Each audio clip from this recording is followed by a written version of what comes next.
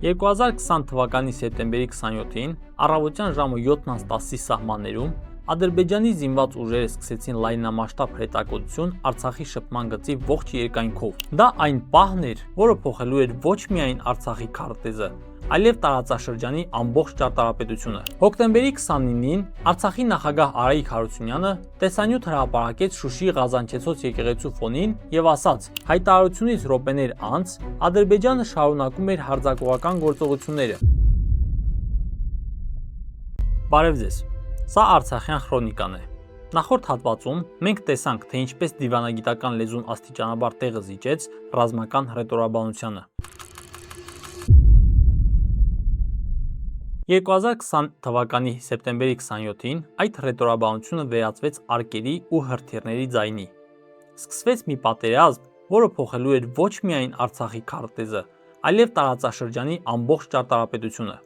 2020 թվականի սեպտեմբերի 27-ին առավոտյան ժամը 7:10-ի սահմաններում Ադրբեջանի զինված ուժերը սկսեցին լայնամասշտաբ հրետակոծություն Արցախի շփման գծի ողջ երկայնքով։ Թիրախում էին ոչ միայն առաջնագծի դիրքերը, այլև խաղաղ բնակավայրերը, ներառյալ մայրաքաղաք Ստեփանակերտը։ Ադրբեջանի պաշտպանության նախարարությունը հայտարարեց հակահարձակողական գործողությունների մեկնարկի մասին, որպես պատրվակ օգտագործելով հայկական կողմից ենթադրյալ սադրանքները։ Սակայն հարձակման մասշտաբները եւ միաժամանակյա հարվածները տարբեր ուղղություններով վկայում էին, որ սա երկար ժամանակ պլանավորված պատերազմ էր։ Արդեն առաջին ժամերին Ադրբեջանը մարտադաշտ դուրս բերեց իր հիմնական զենքը՝ հարվածային անօդաչու թռչող սարքերը։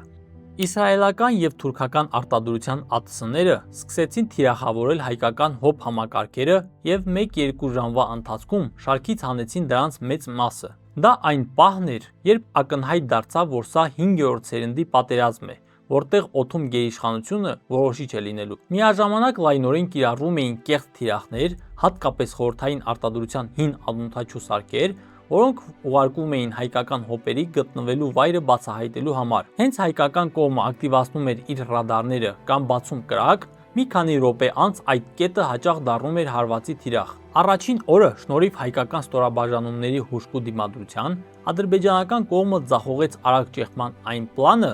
որի վրա հաշվարկել էր իր ռազմավարությունը։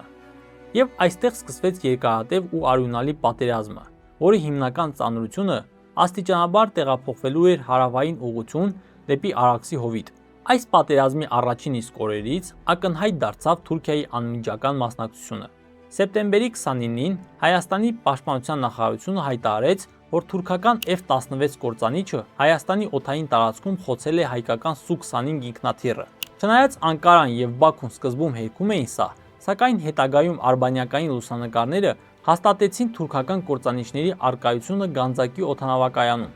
Բացի այդ, Թուրքիան ապահովեց Սիրիայից վարձկան ահաբեկիչների տեղափոխումը Ադրբեջան։ Միջազգային առաջատար լրատվամիջոցները Reuters, BBC եւ Ֆրանսիայի նախագահ Էմանուել Մակրոնը պաշտոնապես հաստատեցին, որ ջիհադիստական խմբավորումների անդամները մասնակցում են մարտական գործողություններին Ադրբեջանի կողմից։ Օրինակ, ըստ Մարդու իրավունքների սիրիական դատարանի, Ադրբեջանը տեղափոխվել շուրջ 2300-ից 2600 սիրիացի զինյալ։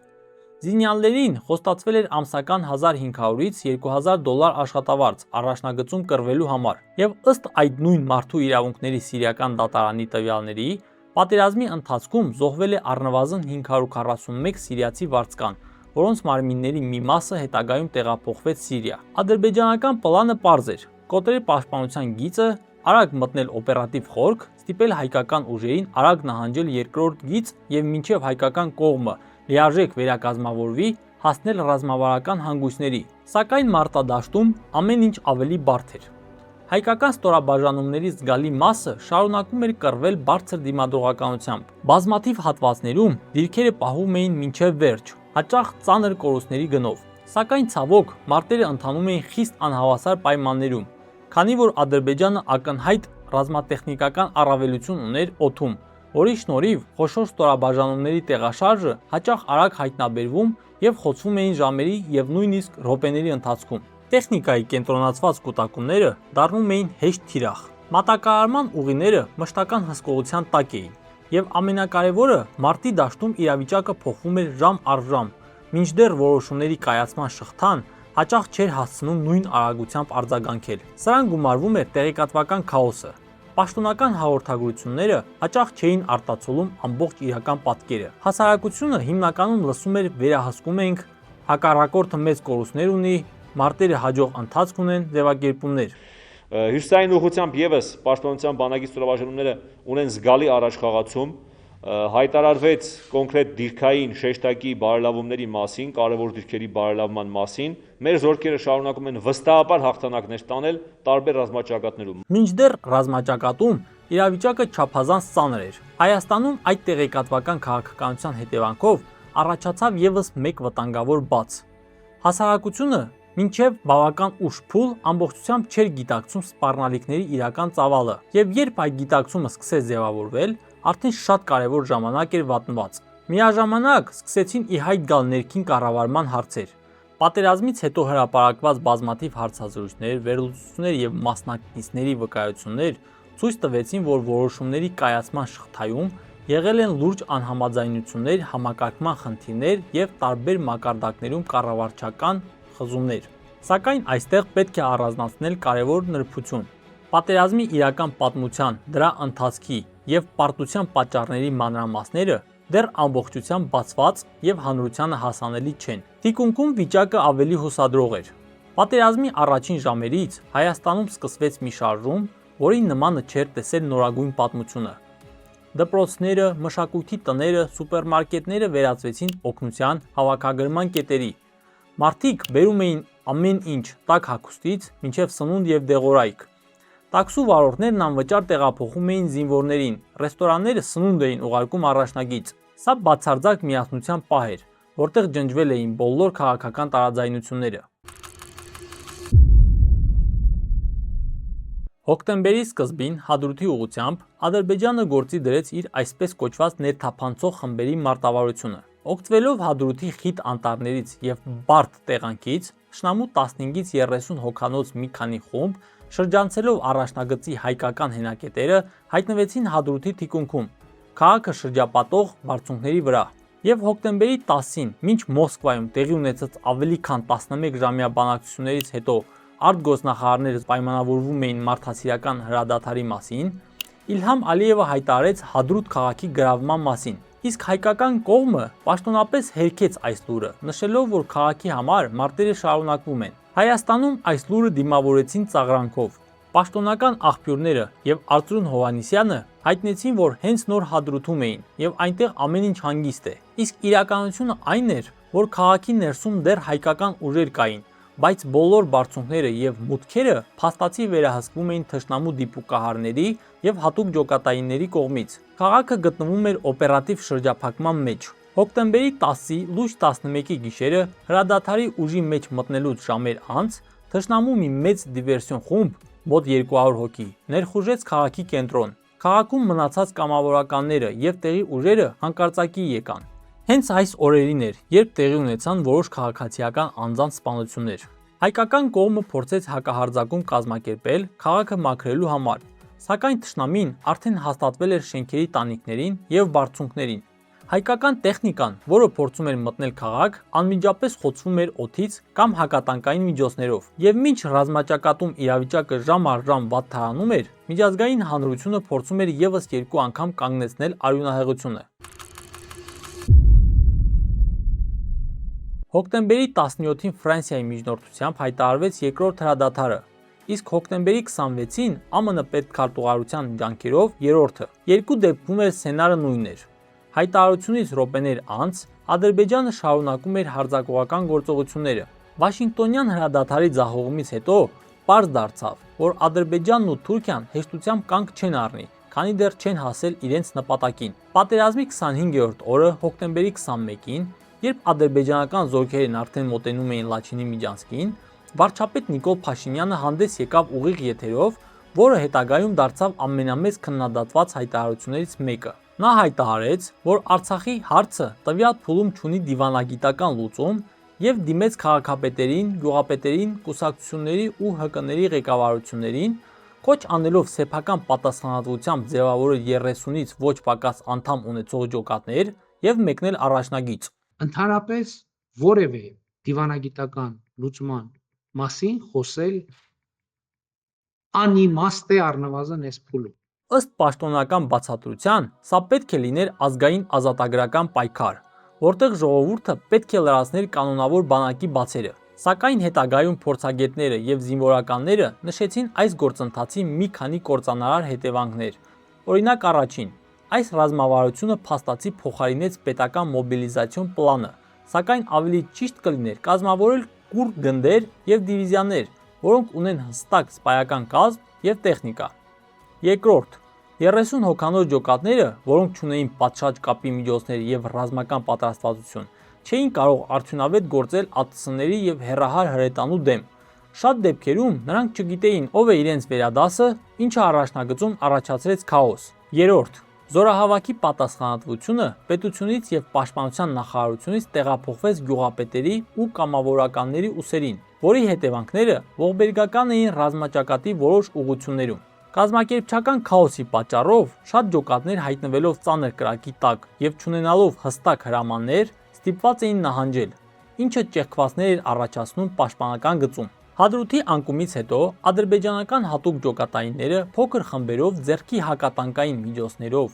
ու ջերմատեսիլ սարքերով սկսել էին շարժը դեպի Շուշի, Հադրութի եւ Ասկերանի անտառներով, որպեսզի մնան աննկատ ԱՏՍ-ների եւ հրետանու համար։ Սակայն երբ հակառակորդը փորձում էր Հադրութից ճեղքել դեպի Շուշի, նրանց ճանապարհին կանգնած էին Կարմիր շուկան եւ Թաղավարդը։ Այստեղ տեղի ունեցան ամենադաժան մերձամարտերը։ Ադրբեջանական հատուկ ջոկատայինները մի քանի անգամ մտան գյուղի մի հատվածը, սակայն հայկական ուժերի կողմից շրջափակվեցին ու ոչնչացվեցին։ Թաղավարդի ձորերում Ադրբեջանը թողեց հարյուրավոր զոհեր։ Մինչև նոյեմբերի 9-ը թշնամուն այդպես էլ չհաջողվեց լիովին գրավել այդ գյուղերը, որոնք ռազմավարական հանգույց էին դեպի Շուշի տանող ճանապարհին եւ ստիպված փոխեցին իրենց երթուղին, անցնելով Տող ավետարանոց սխնաղ գծով ու ի վերջո հասան մինչև Շուշիի մատույցներ։ Հոկտեմբերի 29-ին Արցախի նախագահ Արայիկ Հարությունյանը տեսանյութ հրապարակեց Շուշիի Ղազանչեցոց եկեղեցու ֆոնին եւ ասաց. Թշնամին գտնում է այստեղից ընդամենը մի քանի կիլոմետր հեռավորության վրա, առավելագույնը 5։ Ինչպես ասում են, ով տիրում է Շուշիին, տիրում է Արցախին։ Եկեք միավորվենք եւ միասին կառվենք։ Մարդիկ, ովքեր մինչ այդ լսում էին միայն հաջողությունների մասին, հանկարծ հասկացան, որ պատերազմը հասել է Արցախի սրտին։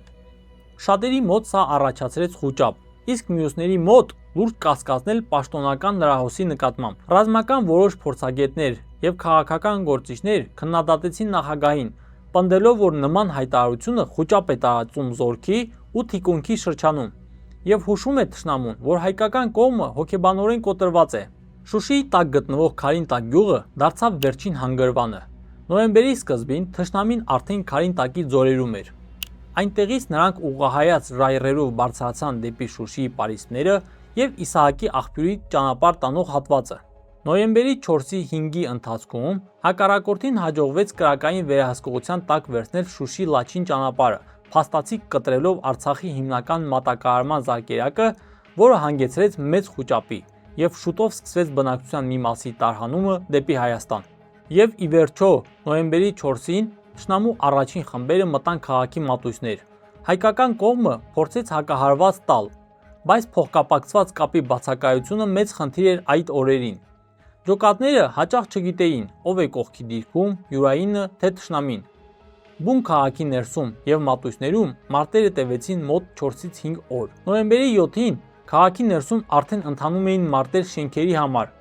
Այդ օրը հայկական ուժերի զգալի մասը սկսեց լքել Շուշին, քանի որ կար շրջափակման մեջ ընկնելու իրական վտանգ։ Նոյեմբերի 8-ին Իլհամ Ալիևը հայտարարեց Շուշիի գրավման մասին։ Հայաստանի պաշտպանության նախարարությունը եւ պաշտոնական Երևանը հերքեցին սա, նշելով, որ մարտերը շարունակվում են։ Սակայն իրականում Շուշին փաստացի այլևս հայկական վերահսկողության տակ չէր։ Նոյեմբերի 9-ի կեսօրին Արցախի նախագահի մամուլի խոսնակ Վահրամ Պողոսյանը Facebook-յան իր էջում գրեց. Շուշի քաղաքն ամբողջությամբ դուրս է հայկական ուժերի վերահսկողությունից, որը հոգեբանական կաթված առաջացրեց հայ հասարակության համար։ Չնայած այս գրառումը սկզբում փորձեցին որակել որպես կոտրված էջի արդյունք, սակայն ժամեր անց իրականությունը դարձավ ակնհայտ։ Հետագայում ցավոք պարզ կդառնար, որ հոկտեմբերի 19-ին 20-ին կար հնարավորություն կանգնեցնել պատերազմը շատ ավելի շահավետ պայմաններով, որով Շուշին եւ շատ այլ բնակավայրեր կմնային հայկական վերահսկողության տակ։ Օրինակ, 2020 թվականի նոյեմբերի 17-ին Ռուսաստանի նախագահ Ռոսիա 24 հեռուստաալիքին տված հարցազրույցում բացահայտ ասաց, որ հոկտեմբերի 19-ին եւ 20-ին ինքը հեռախոսազրույցներ է ունեցել Փաշինյանի հետ։ Հոկտեմբերի 19-ին, 20-ին հեռախոսազրույցների շարք ունեցա Փաշինյանի եւ Ալիևի հետ։ Այդ ժամանակ Ադրբեջանի ուժերը վերադարձրել էին հսկողությունը Ղարաբաղի հարավային աննշան տարածքների նկատմամբ։ Ընդհանուր առմամբ ինձ հաջողվեց համոզել Ալիևին դադարեցնել ռազմական գործողությունները, բայց նրա կողմից պարտադիր պայման կար, որ փախստականները վերադառնան, այդ թվում Շուշի։ Ինձ համար անսպասելիորեն մեր հայ գործընկերների դիրքորոշումը ձևակերպվեց այնպես, որ դա իրենց համար անընդունելի է, եւ Փաշինյանը ինձ հենց այդպես էլ ասաց ուղիղ, որ դրա մեջ տեսնում է վտանգ Հայաստանի Ղարաբաղի շահերին։ Ինձ հիմա էլ անհասկանալի է, թե ինչ վտանգ կարող է լինել, քանի որ խոսքը խաղաղ բնակիչների վերադարձի մասին էր։ Հայկական կողմը այդ տարածքների, այդ թվում Շուշիի նկատմամբ պահպանելու էր հսկողությունը եւ տեղում լինելու էին մեր խաղաղապահները։ Այնուհետև Նիկոլ Փաշինյանը նոյեմբերի 29-ին կխոստովաներ, որ եղել է նման առաջարկ եւ պարզաբանեց իր մերժումը նրանով, որ ադրբեջանցի փախստականների վերադարձը Շուշի նշանակում էր քաղաքի փաստացի հանձնում, քանի որ այնտեղ պետք է լինեին ադրբեջանական ոստիկանություն եւ վարչակազմ, իրենց քաղաքացիների անվտանգությունն ապահովելու համար։ Պատերազմից հետո Արայիկ Հարությունյանը եւս հաստատեց, որ ինքը տեղյակ է եղել այդ առաջարկին եւ այդ պահին կողմ է եղել պատերազմը կանգնեցնելուն, քանի որ տեսնում էր ռազմաճակատի իրական վիճակը։ Հետպատերազմյան քարոզչական շատ նյութերում ստեղծվել է տպավորություն, թե ադրբեջանական բանակը կայծակնային արագությամբ գրավում էր ամեն ինչ։ Սակայն իրական պատկերը ավելի բարդ էր։ Նրանք նույնպես տալիս էին զգալի կորուստներ, անձնակազմ, դրահատեխնիկա, հարվածային միջոցներ եւ այլն։ Առաջխաղացումն արագ եւ առանց զոհերի չէր գալիս։ Այն ձեռք էր բերվում մեծ գնով,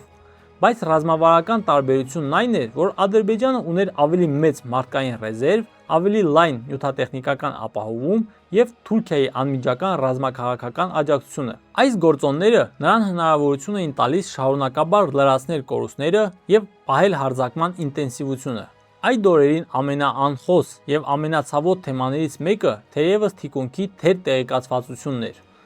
Ռազմական դրության պայմաններում հանրությունը սնվում էր բացառապես պաշտոնական լրահոսով։ Արծրուն Հովհաննիսյանի ամենօրյա ճեպազրույցները դարձել էին յուրատեսակ աղոթք։ Հաղթելու ենք կարգախոսը թանձրացրել էր էյֆորիան։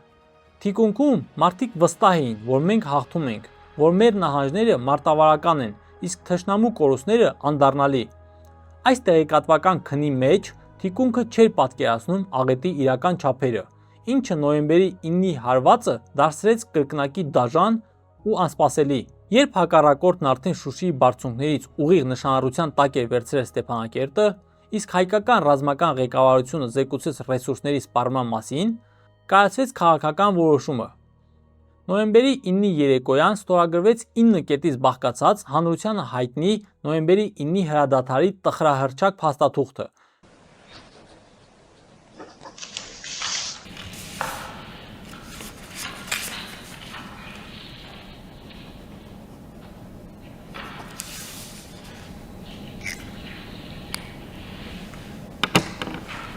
Ստեղծված իրավիճակում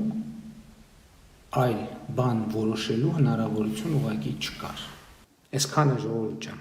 Որի հիմնական պայմաններն էին. կրակի դադարեցում, հայկական զորքերի դուրս բերում Աղդամի, Քարվաճառի եւ Լաչինի շրջաններից, Լեռնային Ղարաբաղի շփման գծի եւ Լաչինի միջանցքի երկայնքով պետք է տեղակայվեին 1960 ռուս խաղաղապահներ 5 տարի ժամկետով։ Լաչինի միջանցքը 5 կիլոմետր լայնությամբ պետք է ապահովեր Արցախի կապը Հայաստանի հետ, շրջանցելով Շուշին։ Նիկոլ Փաշինյանի եւ գլխավոր շտաբի հետագա պարզաբանումների համաձայն պատերազմի շարունակումը նոյեմբերի 9-ից հետո կհանգեցներ Արցախի ամբողջական անկմանը հաշված օրերի ընթացքում, ինչպես նաև տասնյակ հազարավոր զինվորականների եւ խաղաղ բնակչության շրջափակմանը։ 44 օրվա ընթացքում, ըստ պաշտոնական տվյալների, հայկական կողմը ունեցավ ավելի քան 4000 զոհ ու անհայտ կորած եւ ավելի քան 11000 վիրավոր։ Իսկ ադրբեջանական կողմը, ըստ Ադրբեջանի պաշտպանության նախարարության վերջին տվյալների, տվեց մոտ 2908 զոհ եւ 11000 վիրավոր։ Սակայն ըստ ոչ պաշտոնական տվյալների,